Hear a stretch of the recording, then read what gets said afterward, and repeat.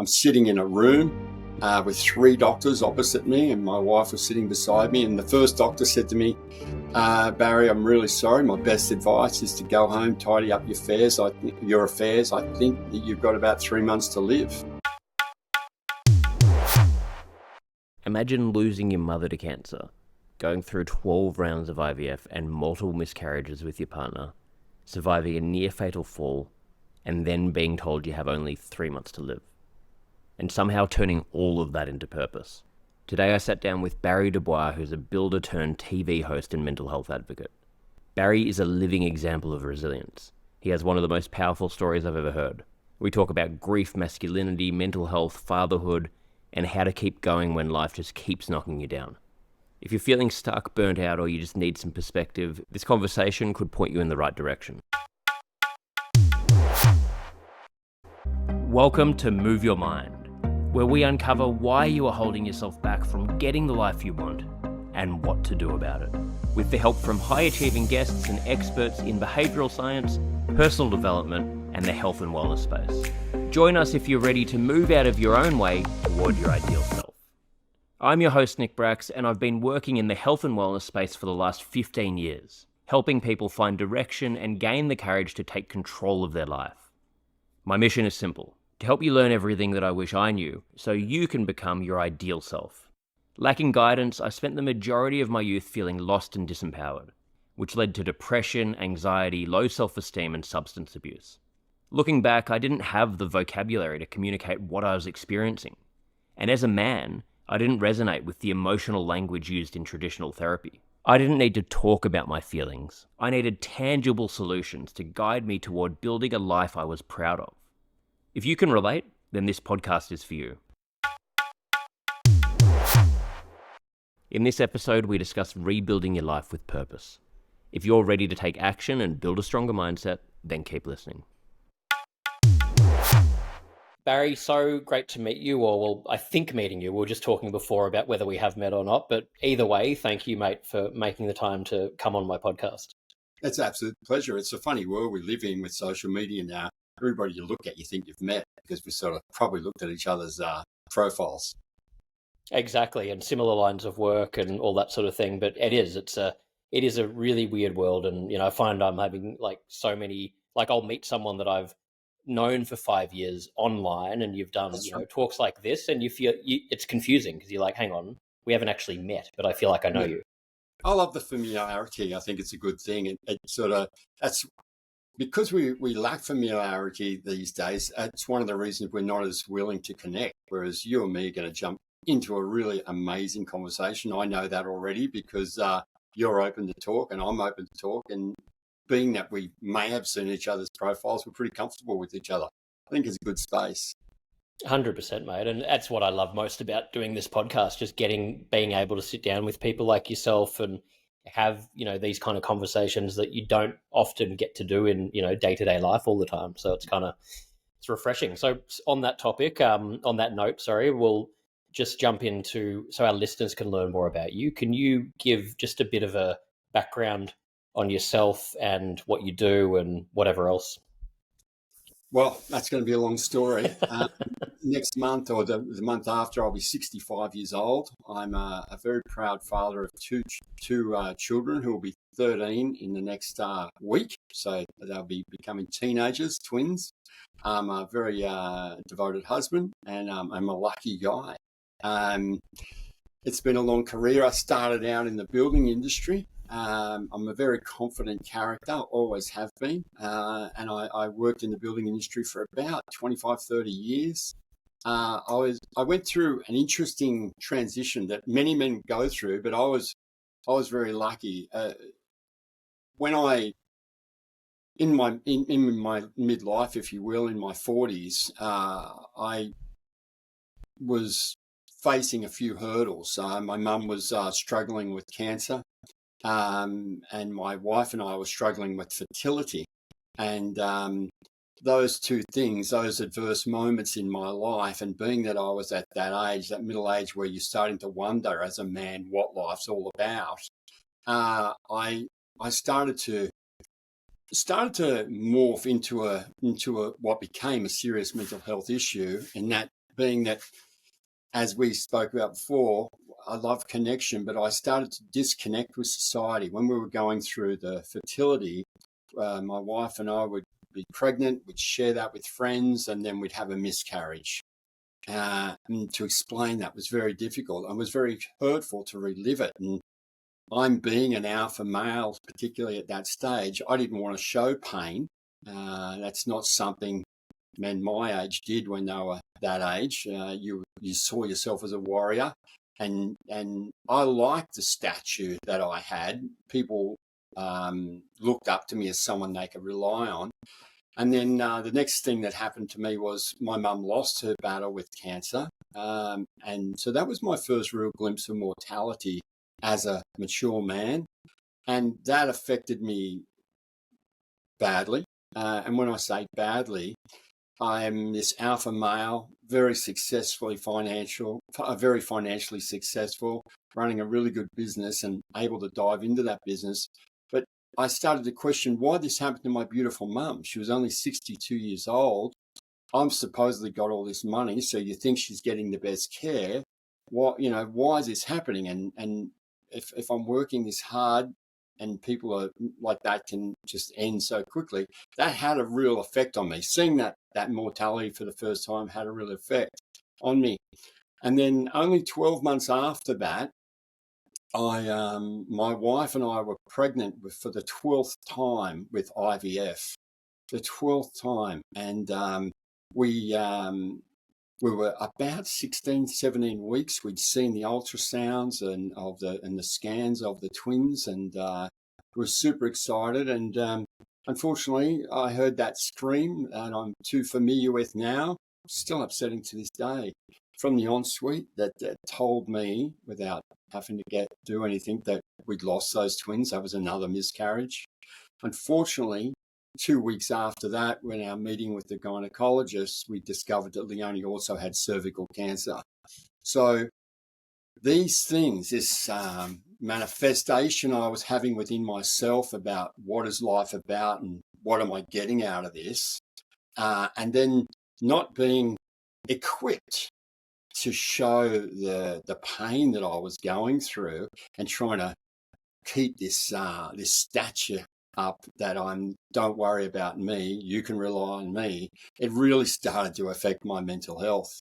And I, as you know, Nick, and I've read some of your stuff, you understand that depression you don't wake up Monday morning depressed. It takes some time to get into it.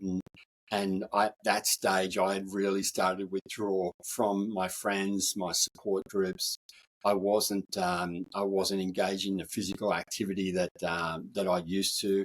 So, as I always say, and I'm sure you say this the same to your clients, when you have that much time and you don't have a sense of purpose, the only thing you do is have a conversation in your own mind, and that conversation will always lean to a negative bias. So that negative bias took me to a very dark spot. And I won't go into too much detail, although I'm happy to go into it, but I get upset because it took me to a near suicidal place. That was something I was about to do. And thankfully, a miracle, if you will, saved me from that. And that miracle was the phone call from a good friend on the night that I decided it was going to be over. And, he just, he offered what is the most important thing to anybody. He offered me an empathetic ear. He didn't try and talk me in or out of anything. He just listened and let me know that while ever he was there, I had a sense of security, and he wanted to know that he wanted me to know that he was always there for me, as many people would be, but no one had experienced what he'd just experienced, which was me opening up and being vulnerable and telling him that I just couldn't take it anymore. And so that got me really interested in that. Scared me, but also made me even more curious. And believe it or not, it started to give a momentum towards my sense of purpose. And because of that fear, as you understand, I wanted to be as curious as possible how I could continually improve myself and learn again how to lean into those adverse moments that are going to happen to all of us.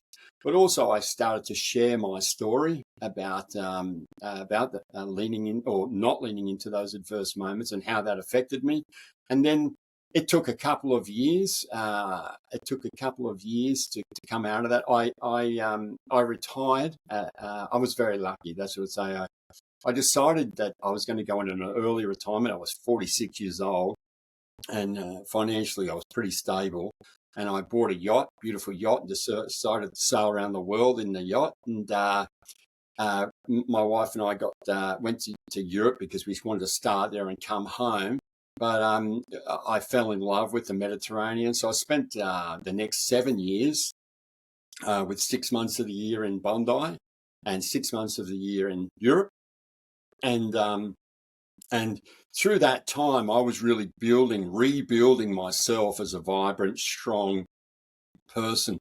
My wife and I then we went through the adoption trail for a while, and then we discovered surrogacy. So again, building purpose, building a sense of survival and strength, and all those sort of things. Life got back on track, and then we were going through the IVF. IVF didn't happen straight away either. It took us quite a while to do that. But while that was happening, I got a phone call from a TV producer who wanted me to come on and be a judge on the show, The Renovators, which aired, I think, in 2011, the first time. And I said, that's a funny story. If you want to hear it, you asked for a backstory. Now you're going to get a backstory. I'd love to hear it. Yeah.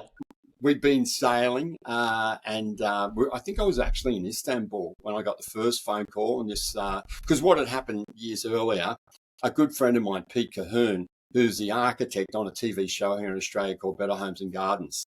He's an amazing lateral thinker and a really good friend. And Leone wouldn't spend the whole 6 months on the yacht, but I love the yacht. So Pete might come at the beginning or the end of the season, and we'd go to sort of a more far away space. We went to the Sudan, we went to Tunisia, we did some great trips, and Pete, being a TV guy, decided to make a sizzle reel about this artist and me and him sailing into these great cities that have changed the history of the world we live in today.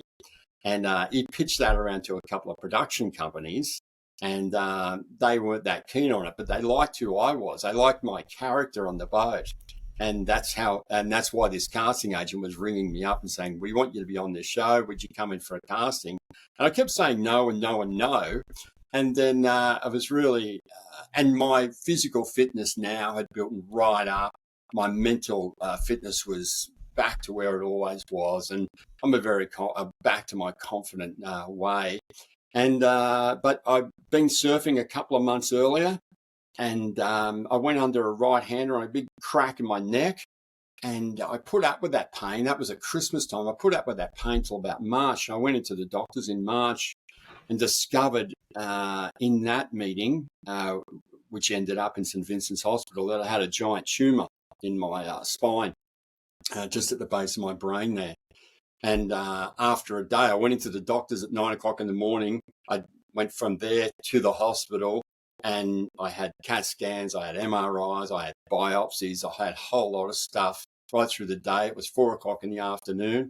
I'm sitting in a room with 3 doctors opposite me, and my wife was sitting beside me. And the first doctor said to me, "Barry, I'm really sorry. My best advice is to go home, tidy up your affairs. I think that you've got about 3 months to live."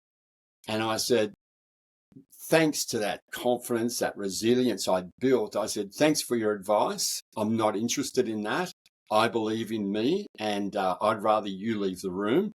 And when she left the room, I said to the other 2 doctors, "I'm going to do everything I can to stay here. If you believe that you can put an effort into this and you want to be in my team, I want you to stay. If you don't, I'll find someone else. It's up to you." Now, 2 of those doctors are still my doctors. But what happened at that moment, that you couldn't believe this could happen, I turned on my phone to ring up my brother and sister and sort of let them know this news. And I think also for connection, which is very important, and to share my fear as well. And the phone rang again, and it was that dear casting agent. And she said, "Hi, Baz, it's Kirsty Delabart's Cast of Thousands. We're really keen to get you in for this casting opportunity with the Renovators." And I sort of laughed, and there was a tear in my eye as well from the news I just heard. But I said, "I'll tell you what, Kirsty, if you ring me back in 3 months and I answer the phone, I'll do the job." And I hung up, and that was it. So 3 months later, 9 weeks later, she rang me, and I was just walking out of St. Vincent's Hospital. The photos and the videos they saw, I was 110, 115 kilos, a pretty strong character. But now walking out of that hospital after major surgery and chemo and radiotherapy, I was now 79 kilos. And they said, Wow. "We're really keen to get you in." I said, "All right, I don't look quite the same, but I'll come in on Friday." And you wouldn't believe it, 6 months later, I was on that show. And that show, and then the living room after that, which I'm sure you're familiar with, another 11 years, 4 Logies, working with 3 of the most beautiful people on earth, Miguel Maestre, Amanda Keller, and Chris Brown. We had the living room for 11 years, and I was able to use the platform I gained from that to again, spread the word of resilience. I had been and am still a board director of Are You OK Day, and a proud volunteer for that group. So I've really invested in the mental health and well-being space. I think that my story is one that is powerful, and I like to share the tips and tricks that I've learned to make sure I stay resilient, stay curious, and always welcome adversity, because I know once I get through it, I'll be stronger. And that, I guess that's we forgot the most important things of all. On our 7th attempt, my beautiful twins Bennett and Arabella were born on the 1st of June, and they're the secret to my life. They're perfection. So I'm a pretty happy character. Mate, That's well, about. thank you for being so open there and sharing all of that. I mean, that it really is a crazy story and unbelievable. Like all of the, you couldn't write something like that, all of the ups and No, downs, and you couldn't and script it. I didn't Yeah. throw in the fact that within that period, I fell off a 5-story building. I fell 14 meters, broke my back in 3 places and my leg in 2 places. But also the cancer, as you may be aware, came back in 2017, which we announced that to a live audience in 2017. But now I live with that cancer. It's an incurable cancer, an incurable blood cancer. So I work closely not only with Are You OK Day, I work with the Leukemia Foundation, an advisor there, and I do a little bit of work with the McGrath Foundation as well. I sat on the board of Hummingbird House, which is a hospice for children in Queensland, and I'm pretty dedicated. What I try and do, I'm 65 years old living with blood cancer. I probably don't have the expiry date that others do, but I'm going to give it my best shot. But I also believe that it's our legacy to create a stronger, more vibrant community for our children. And I know that I might not be here at a time when they need me, so I need to know that my community will be able to give them strength. So, and I think my journey and the stories that I share and the tips that I try and impart on people go a little bit towards creating a stronger community, and that's sort of my driver. Absolutely, mate. I mean, it's so much purpose in what you're talking about there, and it's I think one of, if not the most important thing. Like we need to be having those conversations, and we need to be setting up these next generations for all of these different obstacles that come up, because it, despite I guess how far it's come and how far you would have seen it come from when you were first getting into that space, it's got a huge way to go. And there's still so many people suffering in silence. And I mean, you hear, I saw the news, I almost couldn't believe it the other day. I looked and saw about the Selwood brothers, and felt sick. I was like, thought I wasn't reading the thing properly, and I didn't know, I hadn't heard, anything until like a few days ago, and just unbelievable and so just horrible. And the fact these things happen shows we need to do more. We can't do enough in this space. It scares me. These are two beautiful athletes, two beautiful men that had an incredible support system around them. They played team sports. They had beautiful families, children, and it scares me that they can be so alone. But it scares me because I've been there, and I know that if you keep having that conversation with your head and you don't check it in with someone else, it is unchecked, and it can go to a really dark place and a really convincing place really quickly. And that's why I put the onus on community. I don't put it on the person to ask the question. What we say at Are You OK Day is we have to trust our gut. And if we see someone that we feel has had a change, and with those brothers, I mean, it should have been clearer. One had lost the other.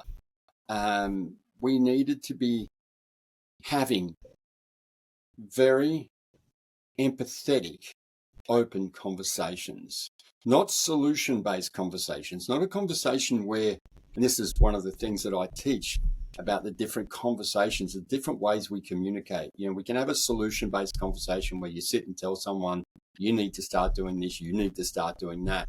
All that is going to do is drive them back to their own space and their own conversation. What we need is a conversation where you listen with your heart, not your ears. Because when you listen for your ears, we so badly want to help. And to help, we think we have to give a solution. But often the best thing we can do is just ask another question so that they can express more from their heart. And if you, I guess that's one of my tips. If you can see a conversation through your hearts, not through your ears, that's going to be the best way. And show your own vulnerability to someone that you might be scared is struggling. If you're scared that someone's struggling, show them that you struggle too. That's how my friends and my beautiful wife eventually got to me, by saying, if something happened to you, I would struggle. And, that's a long story. Yeah. You're looking to make a change, to lose weight, to get toned, to gain self-confidence, all in just 24 minutes a day, then go no further. You can check out the Move Your Mind community by going to nickbrax.start.page. Yeah, I couldn't agree more though, mate. And I think that's the tricky thing with it. People, I guess, don't have the understanding themselves a lot of the time and will go into problem-solving mode. And like you're saying, it actually makes it worse because it just makes you feel more lonely, more disconnected. Yeah, like you're weak. It amplifies all of these stories you're telling yourself, and you just want to be able to just be, exactly like you're saying, have that really, really be heard. Just have a conversation where you can express that. And I think the struggle is, like, as we're talking about here, for men especially, that's not something natural for us to do. And in our friendship groups, we don't do that a lot of the time. We're often having, we're sort of revving each other up or having, like just whatever the conversations are. But it's rare that in these male friendship groups that there's these more deep conversations and the safety and understanding of how to do that. And it's so important. Yeah, I'm very lucky. I've got those. I think that we should all identify in our own lives the top five. Outside your partner and your children, there's five people in your life that generally, that if you're at your deathbed and you say, I need this done and I need that done, you're pretty confident they're going to get it done. Now, often they're the people that you don't see all the time because they're just long, strong friends. I make a real effort, it's one of my therapies, I make a real effort that the five of us catch up at least every month. And we talk about what's happening. We talk about the old stories like everybody does, but we also go a little deeper and we tell each other. We make it it comes naturally now, but we're very happy to tell each other if we're struggling. maybe with financial decision, maybe with something that's happening with the kids. I'm the oldest in that group, but my children are the youngest, and two of my mates are grandfathers. And I continually say, I really got frustrated the other day. I just didn't know which way to go. Now, they might not have the answer, but once I say that out loud, I give myself a sense of relief just by saying I struggled. My 12-year-old was giving me a little bit of back chat, and I got heated and I raised my voice, and I don't want to do that. And I said, how do you combat this? How do you combat it? I mean, I'm not necessarily going to do it the same way, but how do you combat it? And then after the discussion, I realized all I wanted to do was tell someone that I lost my temper. Yeah, absolutely. And we set standards for ourselves a lot of the time that are just, not realistic, and where we can shame ourselves about, making a mistake or whatever it is, but we're all human. And I think it comes back to, like, I've been in this space for about 15 years, and I just fell into it by sharing my own story. And I still think, like what you're doing here, I think it's the most powerful thing, because even me, just listening to you now, you've already helped me. Like, I've related to things you've said. I'm like, wow, that's like, makes me feel better about things. I'm, in my late 30s now, and I'm in that period where I'm questioning things and thinking, hang on, I don't fucking know. I'm sort of recreating who I am again, because it's this weird time where you're not a kid anymore, but you're not feeling like you're, I'm just listening, but it's like sharing these stories. You just don't know who the hell is going to listen and get something out of it. It's only 200 years ago, maybe 14 generations ago, that at 30 years old, you were the warrior of the tribe. You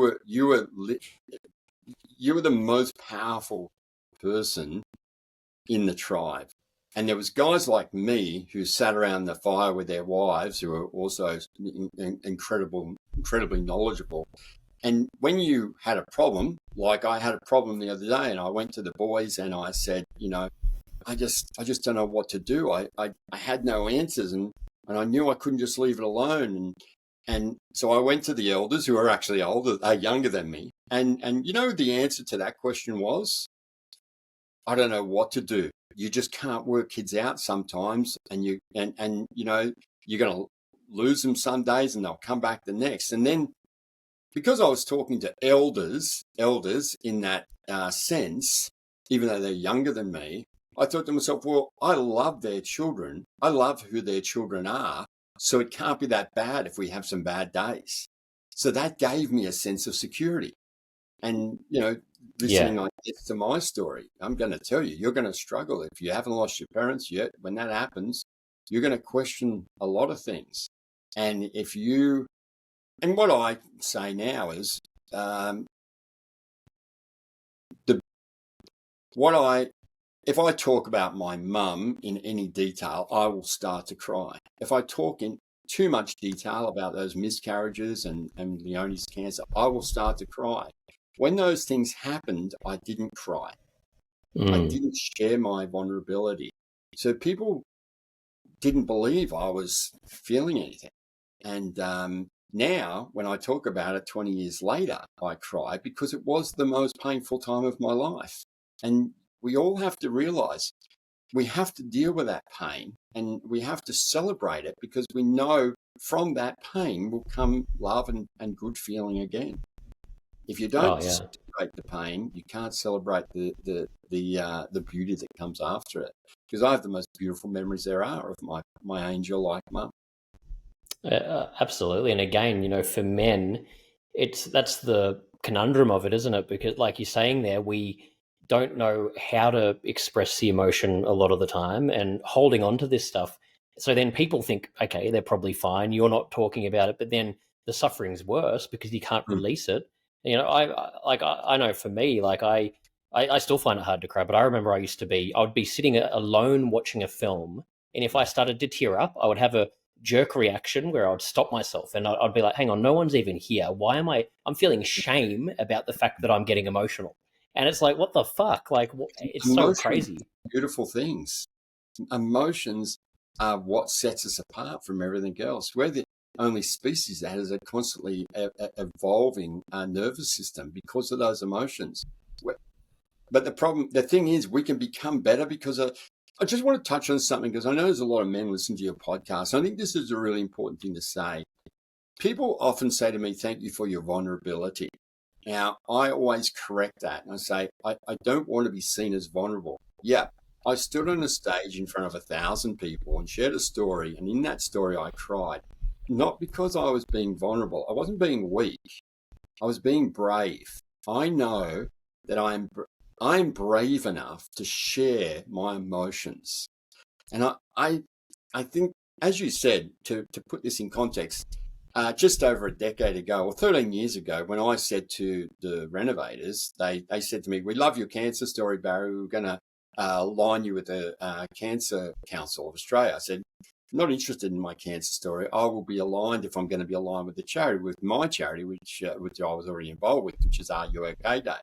Both the producers stepped back away from me like that, like I'd thrown holy water at the devil.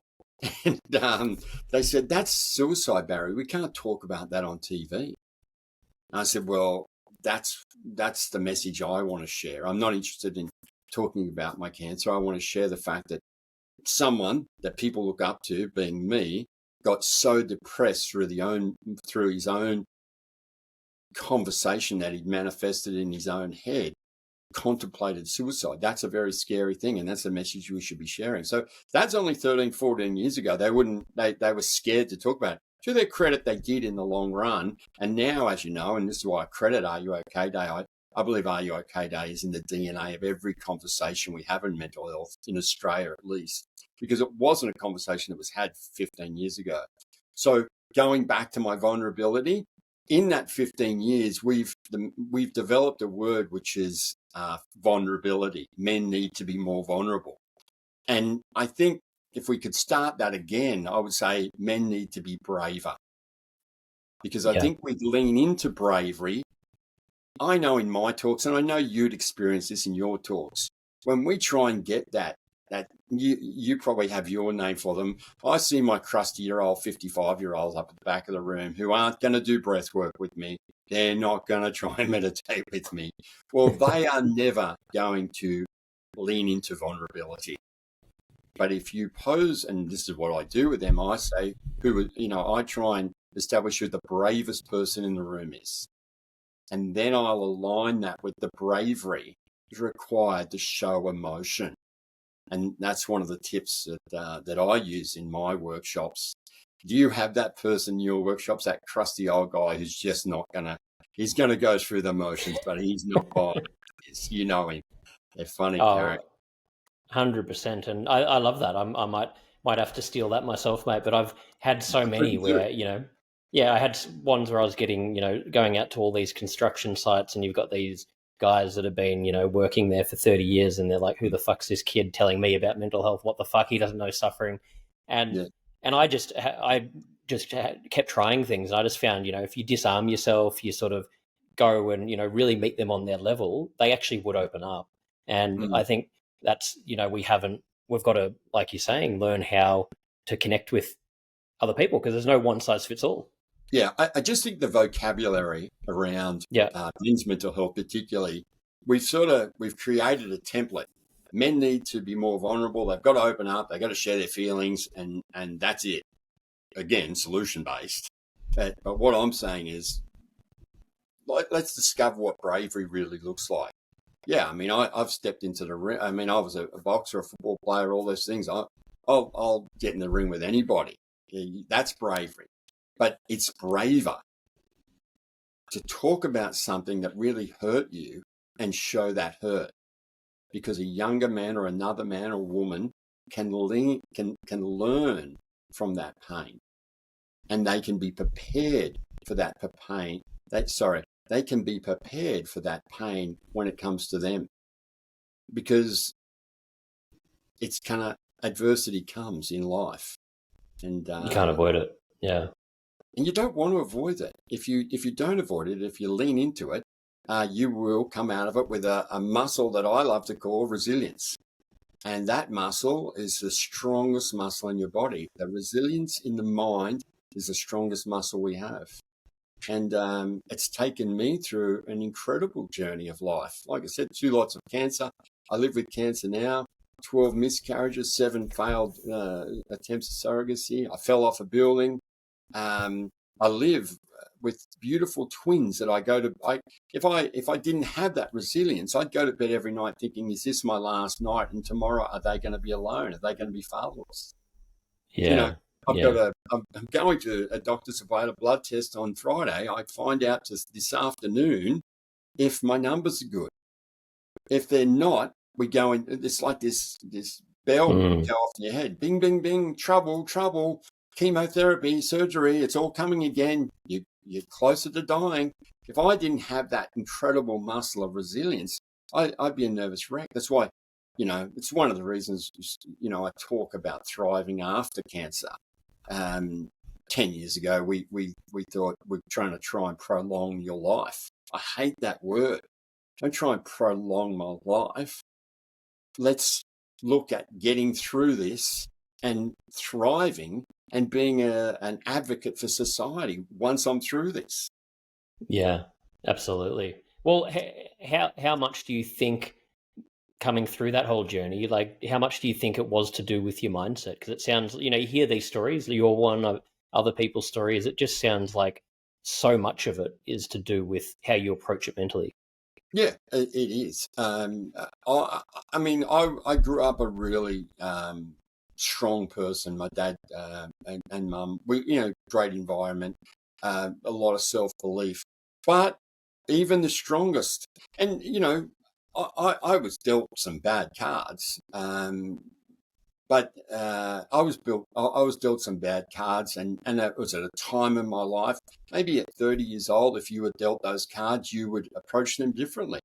But at that time, and this is why it's not one size fits all. But yeah, it got to me. There was a time of life. One of the reasons I think it happened is because there was 2 things that I did. Now I'll share this with you and your listeners.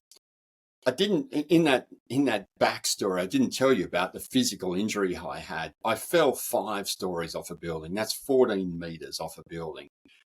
Terminal velocity is 9 meters, so that means you can't go any faster. You're going to die at 10.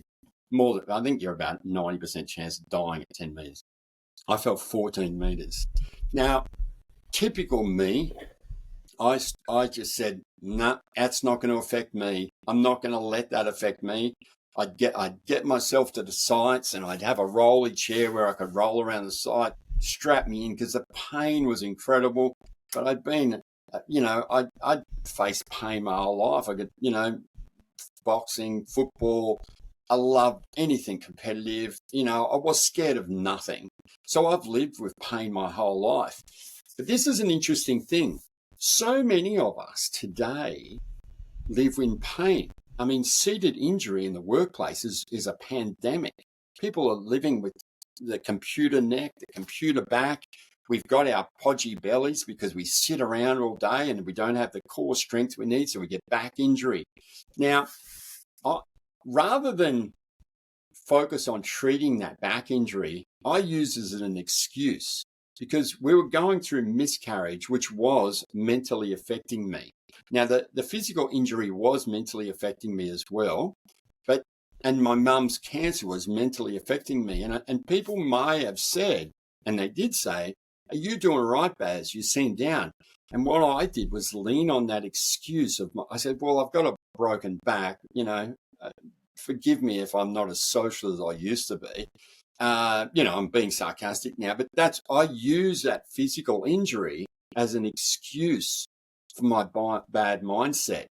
So it's easy to forgive the people around me for not spotting it because I could hide it really well. I hid it in that physical injury. Now,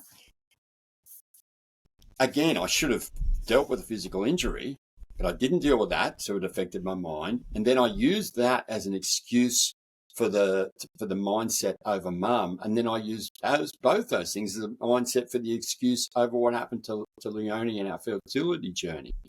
And I just think it's important to understand that. I've rambled a bit there, but basically everything that happens to us will no, it won't. Everything that happens to us makes us stronger if we deal with it. If we don't deal with it, it'll sit there and you'll lean on it as a negative conversation. Yeah, well, I've got an excuse to be shitty and angry and upset. I've got a sore back. Well, let's deal with the sore back. Let's take away the excuse, and that will make us stronger. Are you interested in joining a community of like-minded people who are on the same journey as you are? Even though you're the one that needs to do the work, you don't have to go it alone. You can find all of the information at nickbrax.start.page. Totally, and I think you see that on so many levels in society now, you know, with people that are, with all the political stuff going on, with all the just extremes on both ends of the spectrum, with people being a victim. Okay, the world's fucked, so that explains why my life's fucked, and blah blah blah. And it's like, okay, it may well be true, but if you're sitting there and blaming and complaining, you're sort of harming yourself, because you're not allowing yourself to go and work on whatever problems you're facing. I'm glad you brought up politics. It's a good one. People say don't discuss religion and politics. Well, I love it. And I'll tell you why I love it. We love also, this vocabulary really works for an argument. We love saying everything's polarized. Everything doesn't have to be polarized. But I'll give you an example. We have learned only to go for solution-based conversations. So when a politician, and my Zoom is mucking you up, when a politician's in the middle, there's someone on this side has an opinion and a solution, and someone on this side has an opinion and a solution. That means we're facing each other, okay? That means the problems can only bounce at each other. But if we put the problem there, that's the statement the politician made. And then we sit here together and we have a social and empathetic conversation about that problem. Because we're not facing each other and we're not attacking each other, we will, well, but I think this. Yes, but I think that. Let's try and solve the problem. Let's not try and explode the problem. Solve the problem. Do you understand what I'm saying? Does that 100%. Make sense to you? Yeah. Oh, I think, 100%. Because every problem, it's either one side or the other. What I'm saying is, if we sit on the same side of the table and we put the problem on the other side of the table and we talk to the problem, not necessarily to solve it, because it doesn't have to be solved. It needs to be discussed. And if it's discussed, it will be improved. Oh, I couldn't. No, it's not logical the way that it goes, where it's, either you agree with my opinion or I'm going to write you off. It's like, why? Like, what the hell? Like, I think we learn more if we can actually listen to someone who has a different view. We're not going to learn otherwise. But when we oppose each other, we won't listen, because you're all talking into that problem. And the other thing I love talking about is this one, that because of social media, and I love social media, you and I wouldn't be talking if it wasn't for social media. So I think it's a positive thing. But because of social media, in the old days, you'd be driving to work, okay? Someone would cut you off in the traffic or a roundabout, or something would go wrong. And if you're a sensible person, you will say, that person's probably just running late, or he's had an argument with his wife, or something's wrong. I'm lucky that I've left early. I've got plenty of time. Being 2 cars behind this bloke at the lights just doesn't affect me that badly. Right, that's the way to do it. But then we went into the thing that that guy's a dickhead, and this was wrong and that's wrong. And we don't see, when we talk, like I said initially, we resolve the problem for ourselves, and we resolve the problem, and we are actually stronger because of that problem. He's in a hurry. I'm not in a hurry. He's made a mistake. Big deal. Okay. But nowadays, what happens is we package that problem and we take it with us. We don't even try and resolve it. That person's a dickhead and they've upset me. Now I get to work and I say, should have seen some dickhead in the traffic cut me off and did this. I could have been killed. And then I exaggerate a little bit and make the problem even bigger. No attempt to resolve it. Then because I've shared my problem with someone, they share their problem. Yeah, a dickhead cut me off in the traffic today as well. And this and that and this and that person exaggerates. Again, these problems are now bigger, but nothing's been resolved. So I'm not gaining that muscle of resilience from resolving problems. All I'm doing is packaging up bullshit, sharing it, creating more bullshit, which is making us all weaker. When something goes wrong, do your best to solve the problem. My two children know this too well now. When the children, most parents do this wrong, I'm going to say it outright. I've only been a parent for 12 and nearly 13 years, but I'm going to give you the best tip. When kids argue, and particularly when you've got a boy and a girl, it's probably the same for boys and girls, I don't know. But the biggest mistake you'll make is say, for God's sake, stop arguing and either go to your rooms or something.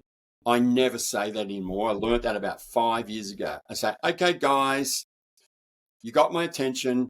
Let's go to the lounge room and work out what this problem's all about and resolve it. Okay. Now that takes 3 minutes to do. But what we're doing, we're taking the children away from that situation, rather than just listen to them, go on for 5 minutes, then lose my temper and say, for God's sake, shut up. Okay. That ain't going to resolve anything. Okay. So I say, okay, guys, you got my attention. Stop what you're doing now. And we change rooms. We go into what I call the front room.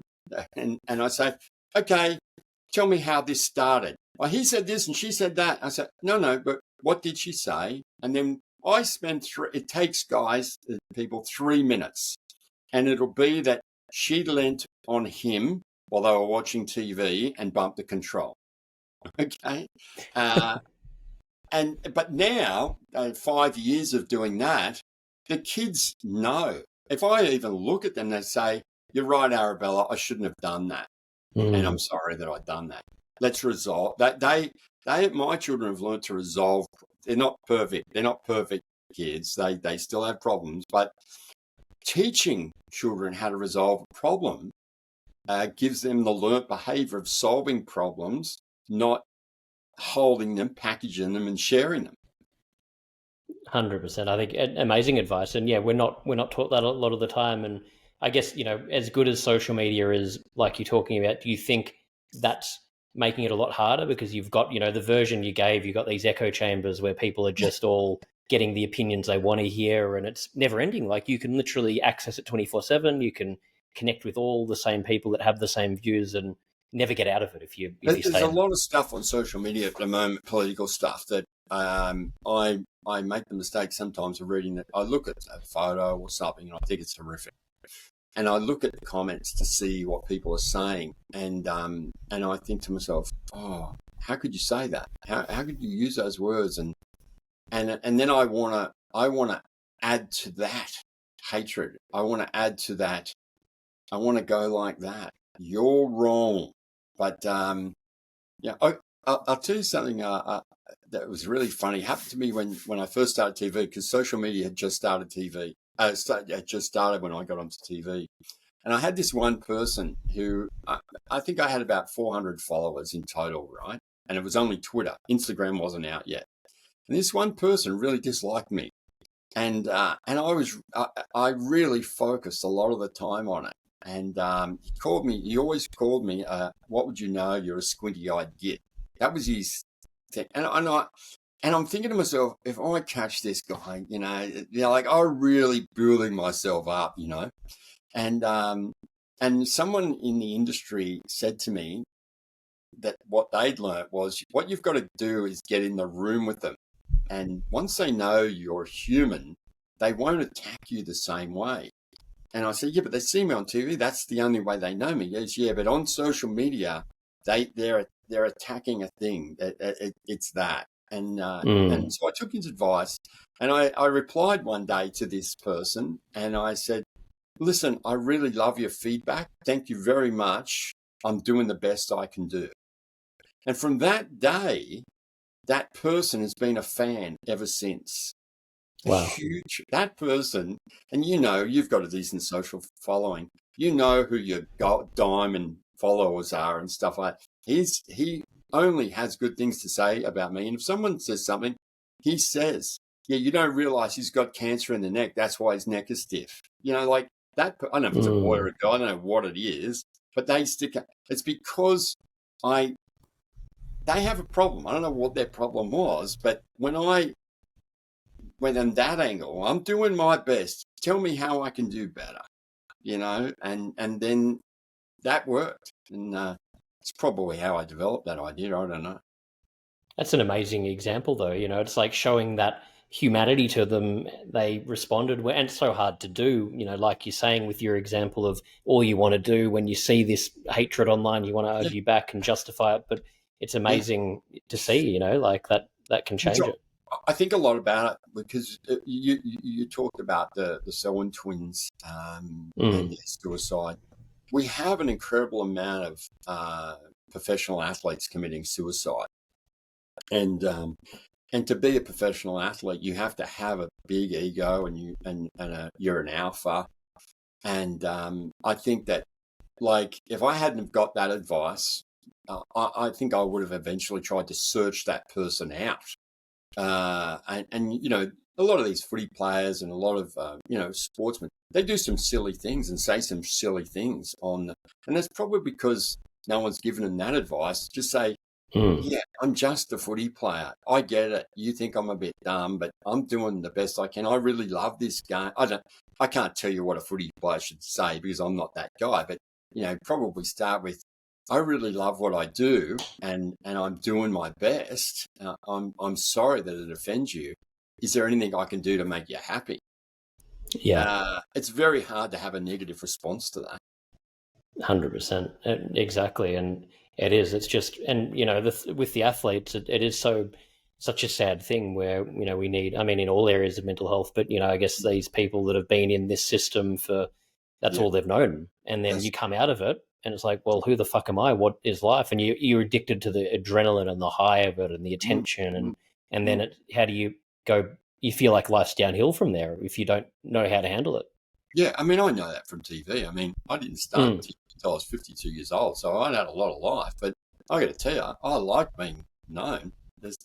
And I can imagine if you It's addictive. It's addictive. Yeah, if you started as a young person and spent 20 years in that, and then all of a sudden, because in TV, you're there 1 minute, you're gone the next.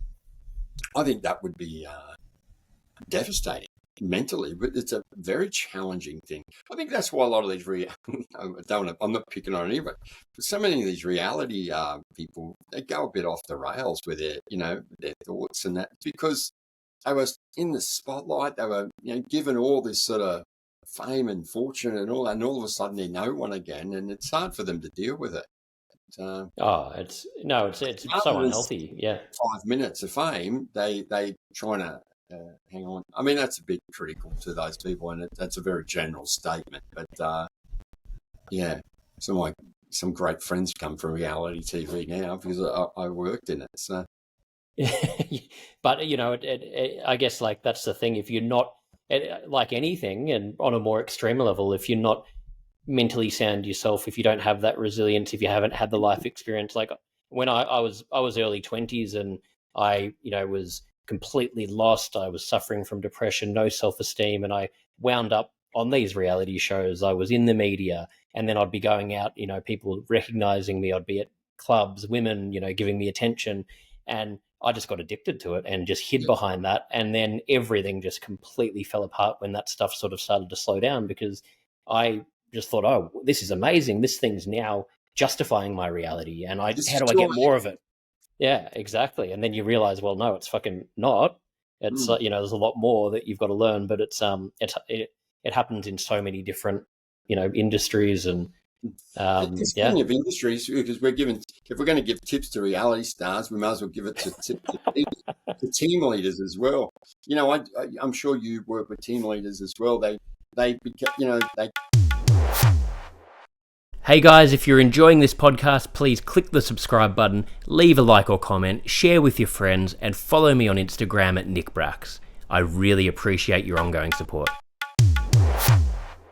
They want everything done perfectly, and they become micromanagers, and they don't give their teams the opportunities to test themselves and make mistakes and learn from those mistakes. And what they're doing is creating a bigger workload for themselves, because unless they're shown a hurdle to jump over, they'll never be able to jump over a hurdle. And Yeah. I'm not, that's what I try and impart on my team leaders, and I've got a whole range of tips and tricks when it comes to that sort of thing, and structures. But, yeah. I think it's so important that leaders, can have that understanding and lead from, pass on these messages in the companies, because a lot of the time, employees, you do these workshops and they're scared to talk about what they're going through because they're afraid it might affect their job. Will they be judged? What will it lead to? And we just need to educate leaders in how to have these conversations and, do it from that And to standpoint. show vulnerability, as Yeah. you said, and show and not and how to have social and vulnerable conversations. Absolutely, mate. Well, going a bit over here, so I'm just got a couple more questions for you.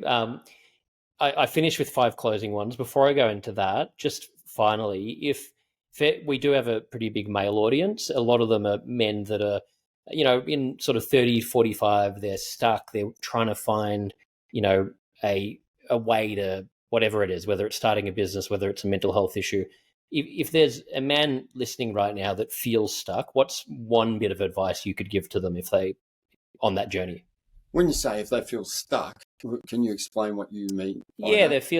if they're feeling stuck in life, whether it is it might be, they're just in a job they can't stand, they're Yep. mentally suffering, they don't know how to talk about it, they don't know how to make a change. Maybe they're just going through the motions and wanting to make a change in life, wanting to start a Yep. business maybe, but they're too scared to, Well, make it a doesn't matter. change. It doesn't matter if it's career, personal, relationship.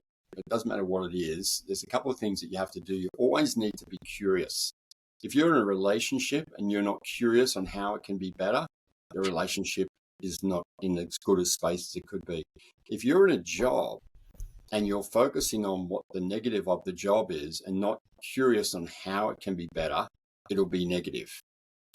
And in life, we always want to be curious on how we can live life for others and with more purpose. And if we have those things in place, the curiosity in place, we will be striving to be better. And if we strive to be better, we'll be better. And I've spoken about a few things: a dramatic fall, my mum's cancer and her loss, miscarriages, IVF failures, cancer, my own cancer. Now, if I look at those, they are negative things, but I see them as stepping stones to where I am today. And where I am today is a man who's living his best life. He's raising a beautiful family, and he is surrounded by an incredible community, because I was curious how I could use those moments as stepping stones to a better life. And I think that's my explanation. I think that's incredible advice, mate, and it's really resilience. But that curiosity and resilience, and not looking at everything's led to where we are now, and using that to realize even when you're stuck in the middle of it, it might feel like it's never going to get better, but you're probably going to look back and see, if that period didn't happen, I wouldn't be here now. So thank God it did happen. That's right. And It's crazy. if I didn't have 12 miscarriages and 7 failed IVF attempts, I wouldn't have the twins I've got. Google me, have a look at my twins. I'm the luckiest man on earth. I'll say this to you. We're all going down what I call the river of life. And we go through turbulence, and we go through eddies, and we hit snags, and we can ignore those things and just be carefree.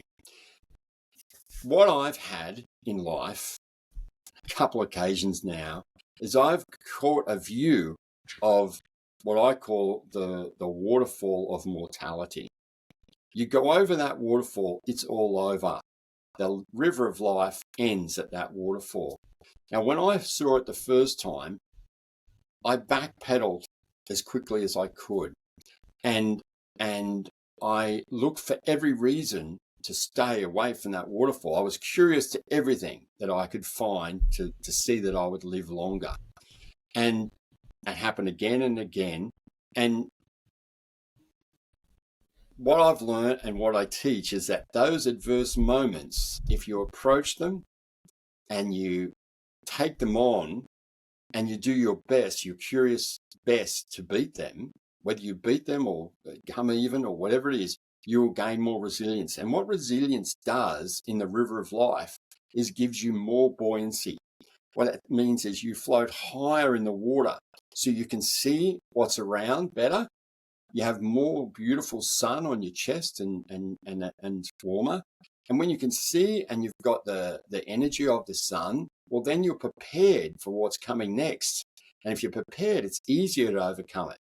And you become even more resilient. And the waterfall is endless. It's further and further away. And I just wish everybody could worship life like I do and realize that every second of every day needs to be lived to its fullest. And you have to be incredibly curious and open, empathetic, and good to yourself for that to happen. Well, beautiful. I don't even know if that was an answer. However that came up, I think that's amazing what you just said, and I think it really, again, that's helping me, this stuff that you're talking about, and I'm sure our listeners as well. So thank you for sharing all of this. You came on here for Men's Health Week coming up. Can you just quickly tell me a little bit about that, and then I'll go into very quickly these 5 closing questions. Yeah, I mean, Men's Mental Health Week is a really important thing to celebrate, if you will, or it's a great method to raise awareness around how important this is. It's obviously for people like you and me who have got stories that we can share. It's a great opportunity for us to share, be that modern day elder, if you will, and show the younger warriors and other elders what you've been through. And you don't have to be a keynote speaker like me and you to do it. You can just be a friend, a colleague, a father, or an uncle, and you can allow people to know that you are here to listen, and you are here to offer a sense of security and belonging. And in the corporate world, the progressive corporations are using people to tell their stories, but it doesn't have to be that. It's a week where we can just celebrate men for what they are. And I'd like to think that through Men's Mental Health Week, we'll celebrate those brave men that share their emotions with others so that others will be prepared when those emotions face them. Love it, mate. Love it. And yeah, I think the brave sort of way of looking at it's fantastic. So that's really great. So we've got 5 closing questions. These can be sort of whatever comes to mind for you. First one is, what's your best childhood memory that comes to mind?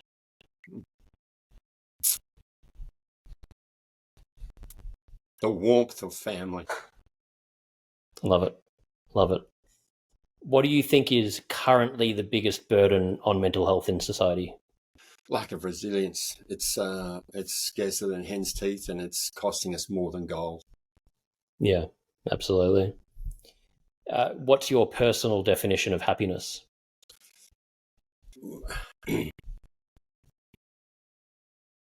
Knowing that you've lived every second of every day. Love it. Yeah, so important. If you could give one piece of advice to your 18-year-old self, what would that be? My dad gave it to me. I lost sight of it for a while.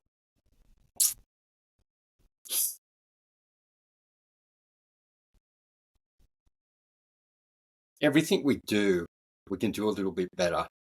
You've just got to have the self-belief to take on the curiosity on how you can be better. My dad used to also say, for what it's worth, he's never made a mistake in his life. There's just a shitload of things he's not going to do again. That's great. Well, thank you for sharing that, mate. I'd say I love that. Really powerful. I appreciate that. Just realize that a day manifesting on negativity is a day out of that beautiful life that you wasted. Yeah, you're going to look back and, you you're going to realize how, we have a small amount of time. It's like if we look back on it, it's like we wouldn't waste a second. I wouldn't look back too much either. I like to look forward. Yeah, important one. Well, final question here. What are you most proud of? My life and my children. My life, because my children are my life. My wife is my life. I'm very proud of the legacy that I'm leaving them, and that legacy is children who are resilient and curious and have a sense of self-belief. And I think if we create enough of those, we'll have an incredibly strong community, and we'll innovate and we'll thrive, and we will flourish. Oh, if everyone could become like that, it'd be a different world. So, yeah, thank you again, mate. We definitely all can be like that. There's no doubt. 100%. Well, thank you, mate, for being so open, and I've loved hearing about your story, and hope I can stay in touch with you. I think it's amazing what you're doing and changing so many people's lives, and very selfless a lot of the work you're doing. And yeah, thank you for giving my audience your time, and yeah, just really appreciate it. Love the chat, Nick, and look forward to our next one for sure. Thank you, mate. And final thing, where can our listeners go if they want to learn more about you? Where can I send them? You can find me on Instagram, Baz_Du Bois. I've got a website, barrydubois.com. But, and of course, Cuppa TV is something I work out of in Barangaroo there. We offer, it's myself and a whole bunch of other people that work through Cuppa, and we all seem to have the same mission of sharing what we know works for us, and then with the hope that will work for you. And if we spread those stories far enough and wide enough, eventually we'll all get a little piece of something that's really important. I love that. Well, for anyone listening, we'll have all of the links in the show notes, so go and check them out. And Barry, again, mate, thank you so much for your time. I've loved it, Nick. Thank you, and good luck to everybody, and sending my love. Appreciate it, mate. Thank you, Barry Du Bois, for joining me today and offering your insights. And thank you for listening. I'd love to hear your thoughts on the episode and any suggestions for topics you'd like to hear about. Feel free to leave a comment or just send a DM. Your feedback is always appreciated. Please don't forget to click the subscribe button, leave a like or comment, share with your friends, and follow me on Instagram. It really makes a difference. Thank you so much.